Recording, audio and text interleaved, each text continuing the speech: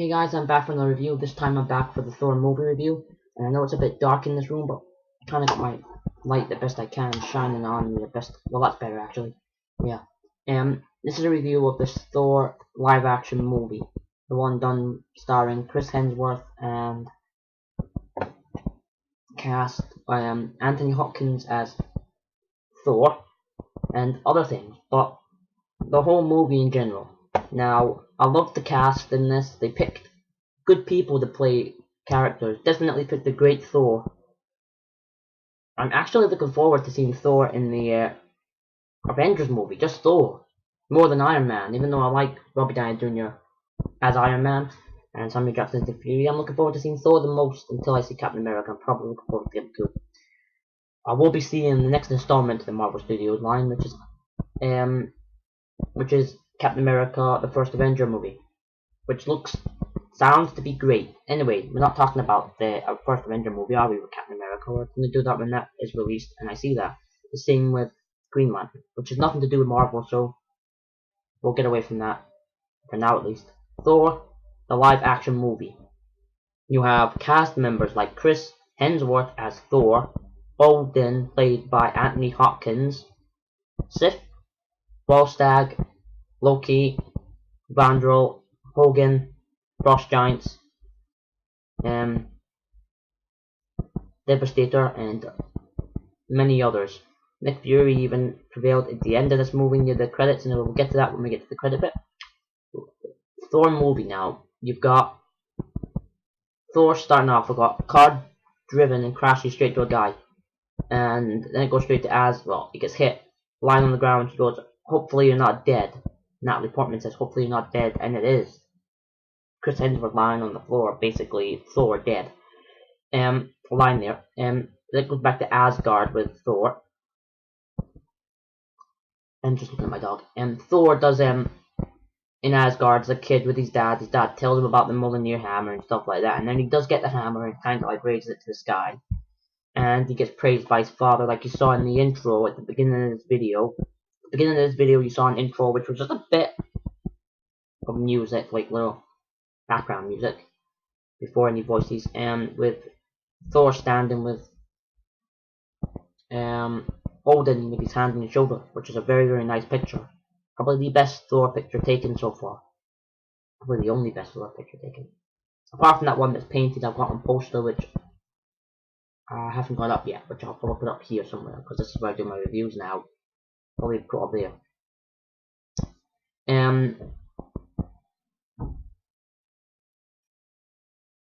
As you see probably a lot of times in the Thor creation of mind and Thor and everything like that, you've got the Warriors 3, which are absolutely amazing, and here's a picture of the Warriors 3. I'll catch you, have a look at this picture, and I'll be back.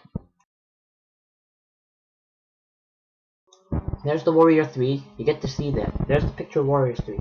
I know, like I was basically telling you about the Warriors 3, and I showed you a picture of the Warriors 3. There's also other lots of characters, like at the beginning of this video you saw Thor and Odin.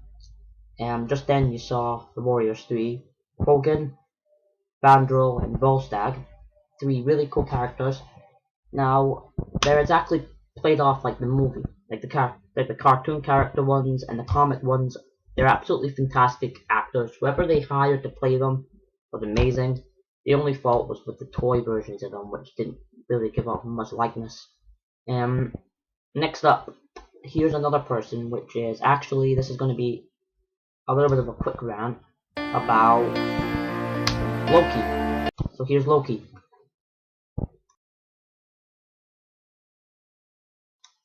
Hey, there's Loki. Obviously, there was no other better picture I could find for Loki, as in his costume, his armor, his helmet, sorry. But I did come across the picture of Loki with just the normal hair, without his helmet on. I'm going dry, sorry. Pepsi. Cola. Anyway, Loki is an interesting character in this movie. In it, he acts like a good guy. Like in the, it's just his transition from good to bad, basically. He transitions from good to bad to terribly awful. I mean evil. He fights Thor. Thor then tries to save him because obviously it's his brother. And no matter, even if your brother is evil, good or bad, or does something wrong, you always trust your family. But he lets go and dies. Falls and supposedly dies at the end. But the Loki character is supposed to be returning for the Avengers. Whether that's true or whether it's not, it's been mentioned on lots of sites that I've seen. I know it's mentioned on Marvel's site that he's going to be the villain for thingy, but he might not be. It might be just to get you to think it is. Because at the end of the Thor movie, Nick Fury's underground in this cave thingy. It's like underground base thing, and there's a table with like a briefcase on it. Natalie Portman's friend, step uncle, comes down to,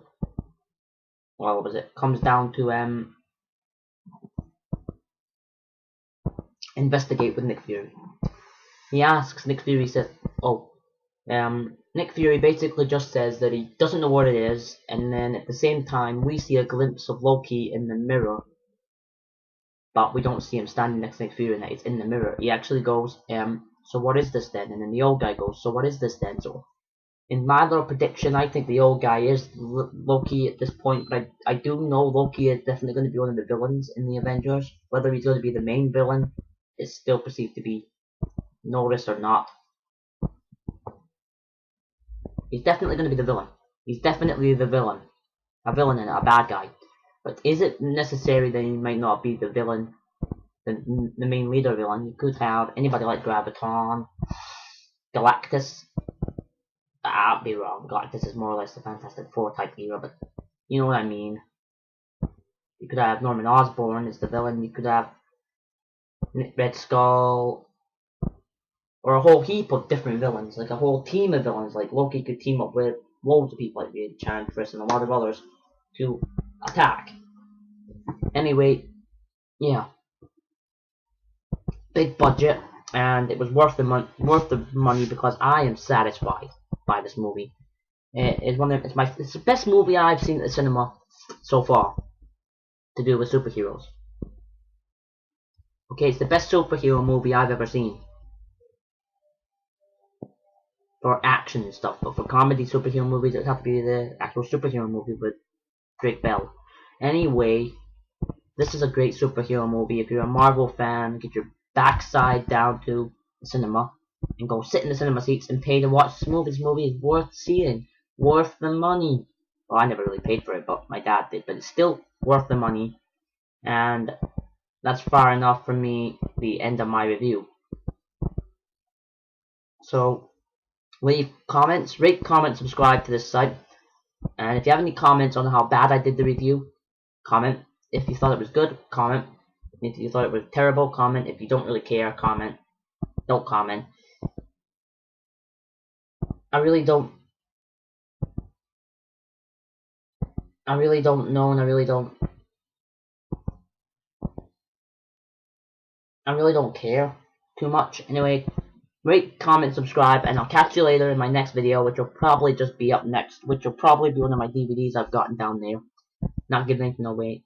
And catch you later. Have a great one. And I think I got all the main points. Anyway, good luck. Catch you later. Have a good one. Bye.